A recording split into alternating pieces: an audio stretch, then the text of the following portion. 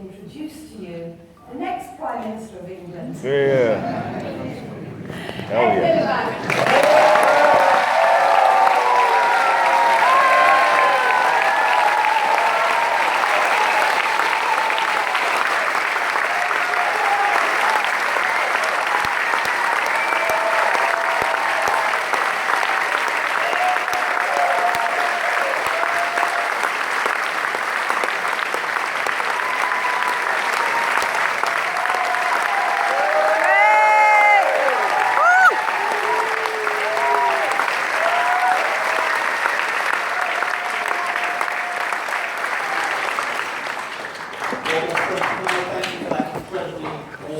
Let me straight away thank Delia. If I could put it this way, we have one great British national institution fighting to save another great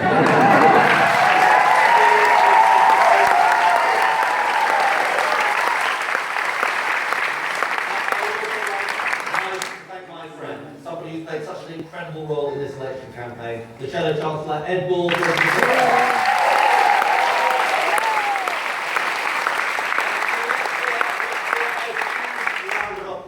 For our brilliant candidate, Peter Kyle.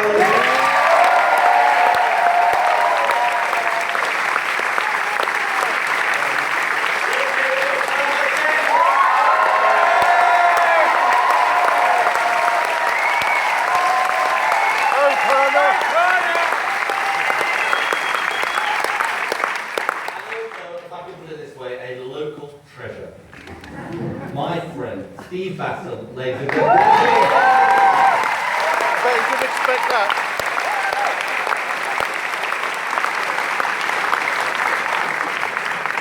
Never called him that before. Right. Friends, we've got just 3 days to go now until the general election. That's 3 days to build a country that works for working people once again, and not just a few at the top of our country. That's 3 days left to show that Britain can be better than this. 3 days left to get rid of these Tories and elect them. Yes!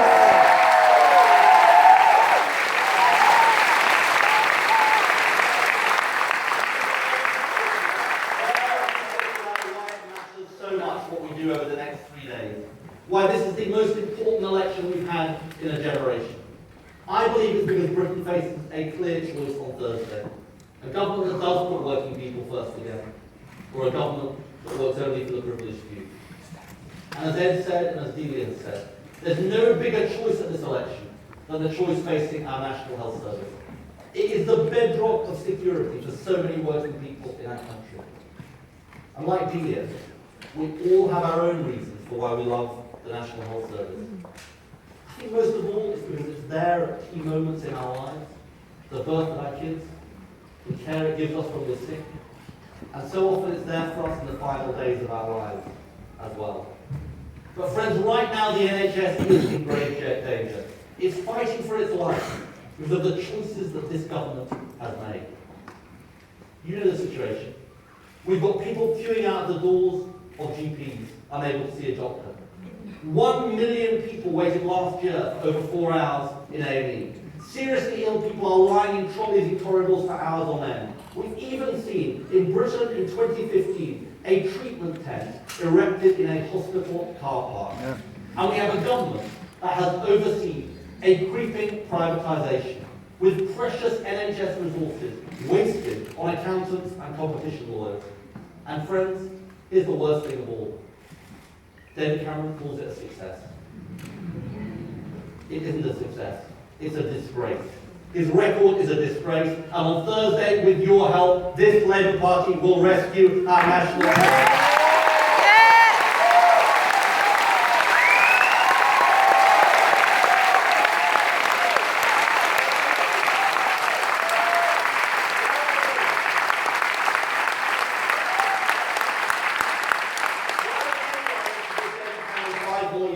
when he's broken every major promise he made on the NHS at the last election.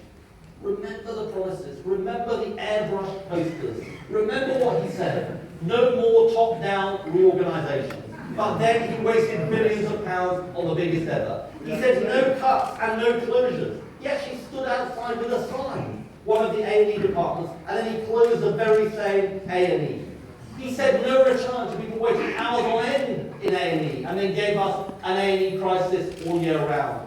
Time and again, he says one thing and then does the complete opposite. Well, friends, we're going to hold him to account for his broken promises. The British people are going to hold him to account for his broken promises.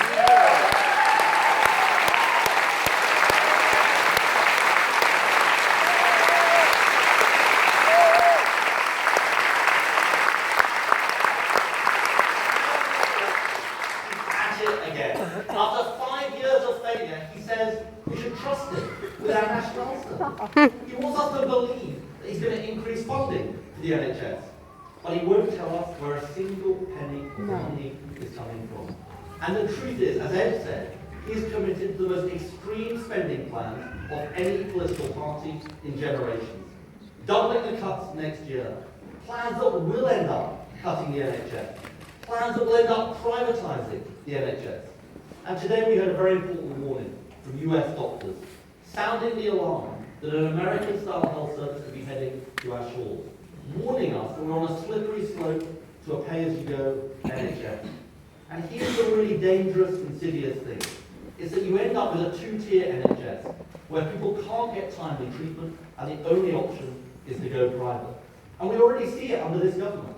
40% of health contracts have gone to private providers. Yeah. Average private patient income is up 58% under this government. At the same time as waiting times have got worse, much worse, for NHS patients. And of course, there's one other thing. David Cameron is trying to do everything he can to avoid telling you what his future plans are for the NHS. He commissioned a report from somebody called Lord Rose to write to how we should run the health service, the management of our NHS. It was delivered in December, and it's sitting on a shelf somewhere in the Department of Health, kept secret until after the general election. Now, friends, he's got form. Remember what happened last time. He promised no top-down reorganisation, and he never told us that at the election. And then he came out and did it. He's doing the same thing all over again. And I say, if the Tories have got nothing to hide, why haven't they published this report? Why don't they come clean? Yeah.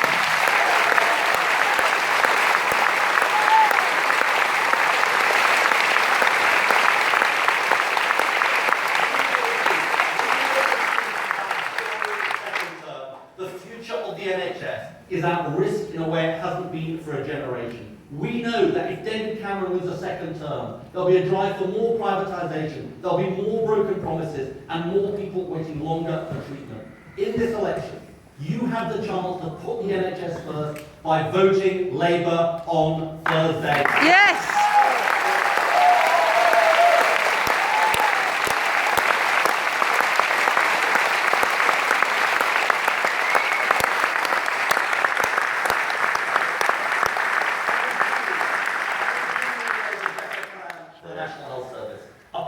Prepares our NHS for the challenges of the future.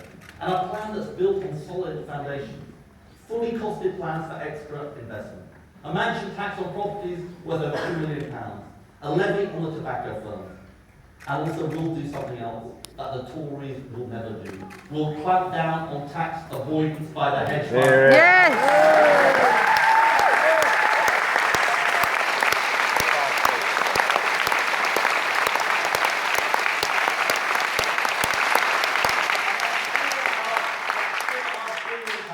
To allow us to recruit and train 3,000 more midwives. That's 3,000 reasons to vote Labour. 5,000 more care workers. That's 5,000 reasons to vote Labour.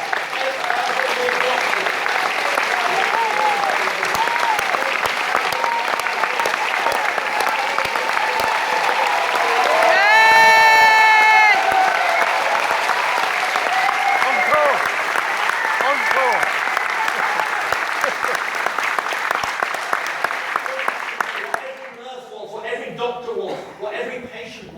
An NHS with time to care. And I'll tell you something else, friends. Our plan is founded on putting the right values back at the heart of our NHS. Because we know something the Tories will never understand. We know what makes the NHS strong. It's care, compassion, Yeah. cooperation. Not privatisation, fragmentation and competition.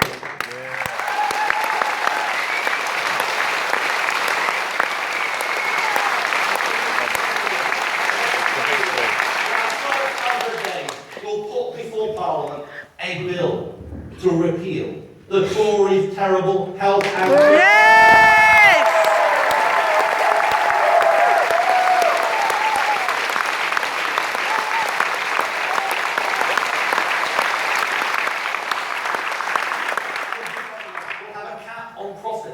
private companies are involved in delivering NHS services, because we are determined to put patients before profits in our National Health Service.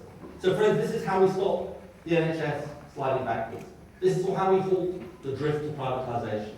This is how we rescue the NHS from this Tory government. This is how we rescue our most precious national institution, our National Health Service. And friends, this is what we're fighting for in this election. The NHS is on the ballot paper in 3 days' time. And let's remind people in these final hours what Labour offers at this election. An NHS rescue, an £8 minimum wage, apprenticeships for our young people, tuition fees cut, 1 million homes, exploitative 0 hours contracts banned, the bedroom tax abolished.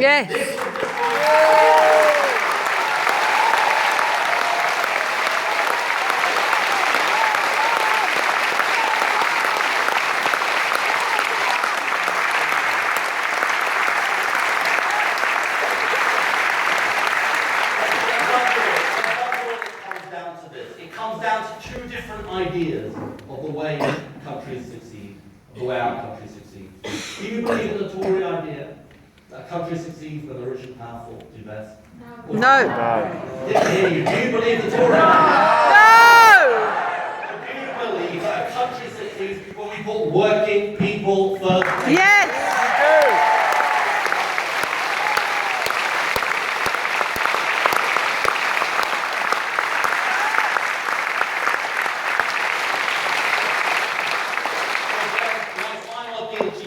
Final hours is that we all go out there as if the future of the country depends on it. Does. Because the future of the country does depend on it. Does. The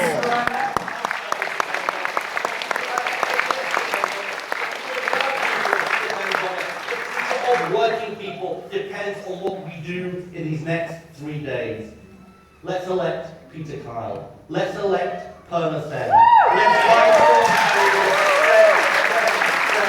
Let's elect a Labour government and make this country work. Yes! Woo!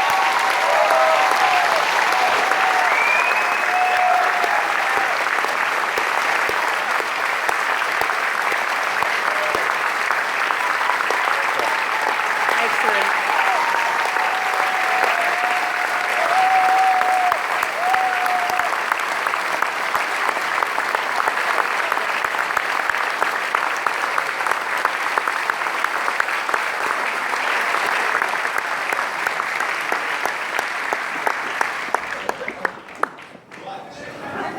Well, look, I'm going to just take questions towards that fantastic response. I'm going to take 2 or 3 media questions, and then I'll just say 1 or 2 final words. And I know you've got to go out and get campaigning.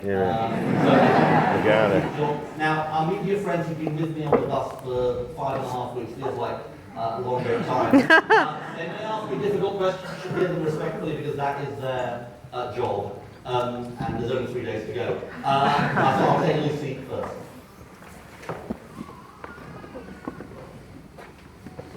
Thank you very much. Lucy Manning, BBC News. You said to John Humphreys this morning that you weren't planning any conversations with the SNP. Does that mean... Remember why I said you've got to listen respectfully, because this is what we pride about our country. We pride in democracy, where you have a free press that are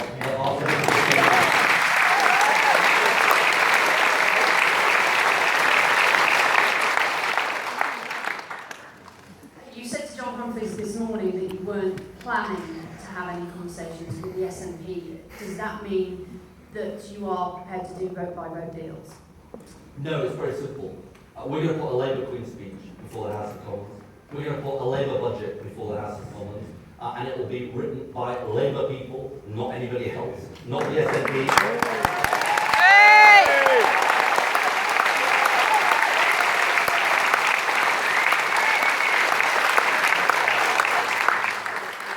What about planning conversations? Two questions. We're not talking to the SNP. Look, I've gone further than any political leader ever in saying no coalitions, no deals, no arrangements. I couldn't be clearer. I just want to make one other point here. Look, this does come down to what is the big argument in this election. David Cameron wants to say this is a clash of two nations, between England and Scotland. I say it's a clash of two ideas. Do you run the country for the richest and the powerful, or do you run this country for the working class? Yes!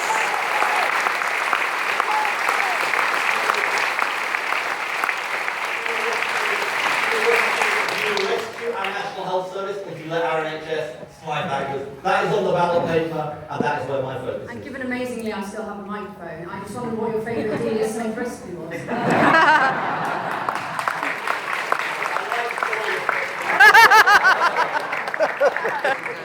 I'm hoping for some cooking lessons. Yeah. Carlton and ITV News, 3 days left. Is the NHS what it boils down to for you? It boils down to a big choice, Carl, between a country that works for working people and a country that works for the richest and most powerful. And one crucial aspect of this choice is the NHS. You know, I think the NHS is at greater risk than it has been for a generation. It's at greater risk than it's been for a generation because of three dangers. The extreme Tory spending cuts that are being planned, the privatisation they're planning, and the reorganisation that they're not telling us about. And all of those things are a huge risk to our National Health Service. We've seen A&E going backwards, we've seen people waiting longer to see a GP, we've seen people waiting longer for an operation, and it will get far, far worse with a re-elected Tory government. That is why the big risk at this election is another 5 years of a Tory government that frankly would do long-term and permanent damage to our National Health Service.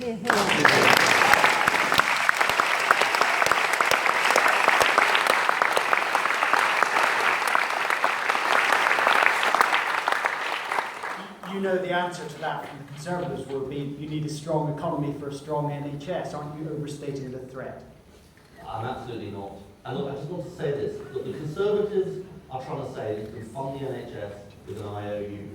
You can't fund the NHS with an IOU.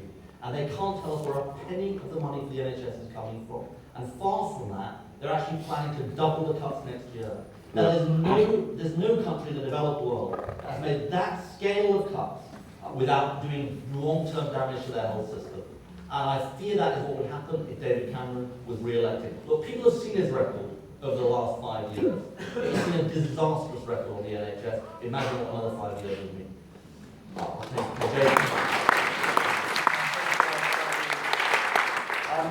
You've made it pretty clear you're not doing any deals. Your manifesto, you said, is your red line. Does that mean if the Conservatives get more seats than Labour, but have a minority, they get the first chance to put forward the Queen's? You know, Jason, I think the right thing to do, other leaders, I gather, are conceding the outcome of this election. David Cameron appears to have now said he's not going to win the election. Look, I think that says it all. Yes! No! He's not! Good point. First time he's right. I think that says it all about him and about his campaign. We are fighting every step of the way for the next 72 hours and more to put the issues before the British people on the NHS, on how we build a recovery that goes beyond the City of London, on how we build a society that works for working people again. And frankly, I'm going to leave the commentary on the election outcome, the election that's not yet happened, to David Cameron, Nick Clegg, and anyone else. We're fighting on the issues that matter to the British people. Yes!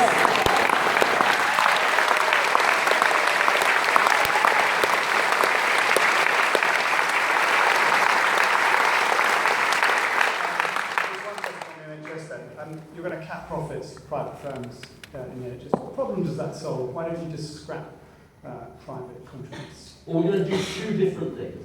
First of all, we're going to repeal the Health and Social Care Act. Yes. And the most toxic part of that act, as people will know, is the thing that enables that drive towards privatisation. Remember, this is an act based on the idea that the model for our National Health Service should be the privatised utilities of the 1980s. Our people in the NHS are already suffering from that, seeing fragmentation. And the reality is that the argument that we've always made about values and the NHS has now been coupled with an argument about integration. You can't have an integrated service with a privatised and fragmented service. That is what people right across the NHS are showing. But look, it continues to be the case that where the private sector can supplement, not substitute for the NHS, it can play a role at the margins, but that's why we say cap the profits at 5%, and it's the right thing to do. I just want to say one other thing to you, all of you ladies and gentlemen, and it is about the NHS, and it's about this election, and it's about what you need to do in the next 3.5 days. This is my ask of you. Look, how did the NHS get established? It actually didn't get established simply because of an Iron Levy and Clement Attlee. It got established because people demanded an NHS. People after the 1945 election and after the Second World War said never again. Never again back to a patchwork national health service, a patchwork system where you have to pay to get medical care. And think about the lesson that teaches us. Every major change that has happened in our country has not happened simply because politicians have made it happen. It's happened because people make it happen. So the role that Ed and I and Perna and Peter play in the next few days is incredibly important. But actually your role is as important, if not more important. All of the change that has happened in our country, workers' rights, and NHS, the principle of equal pay for work of equal value, gay and lesbian rights, the biggest change in my political lifetime. It didn't just happen because nice politicians came along and made it happen. It happened because people made it happen. That is the way political change happens. Now that takes me to all of you and what you need to do in the next few days. Here's my piece of advice for you. If you've got any DIY to do in the next few days, I suggest you put it off. I hope you will forgive me. Any cooking? Any cooking? Put it off, honestly. Yeah, you can use New Year's recipes anytime after Thursday. Birthday parties, similarly. The great thing is Peter will come to your birthday party, do your DIY for you.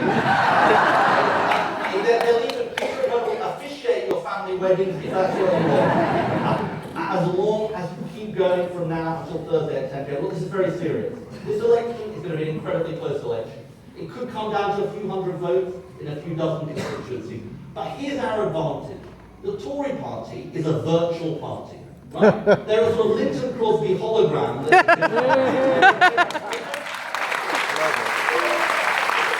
so good. There are some people who knock on doors for the Tory party. People don't want to knock on doors for David Cameron. I'm not surprised. People don't knock on doors for David Cameron either. But here is the difference. People want to knock on doors for the Labour Party. And look, here's the thing about an election that could come down to a few hundred votes in a few dozen constituencies. The people in this room are more than enough to make the difference. You are more than enough to make the difference. And so look, it is really important that you came today. And it's really important, I know you've been working so hard in the last few weeks, few months, few years, but it's even more important what you do in the next few days. It is, I can't emphasize this to you enough. This election will be decided by our energy, our hunger for change, our willingness to go the extra mile to talk to friends, family, neighbours, people in our streets, other people, getting them out to do the work. And you know, Peter and Perna and Nancy are relying on you. They're relying on you. And I know you won't let us down. So in these last few days, please fight with every fibre of your being. Do everything you can. Knock on the extra doors. Make the extra phone calls. Deliver the extra leaflets. Do all of those things. Because this election is too important for us not to have made all our efforts right down to the wire. I know you're going to do it. I know we're going to elect our fantastic Labour candidates. I believe we can elect a Labour government. Let's show the country how important this is, how much we care, not for ourselves, but for the people we came into politics to represent, for the working people of this country. And let's build the country that we know we can. Thank you very much. Great.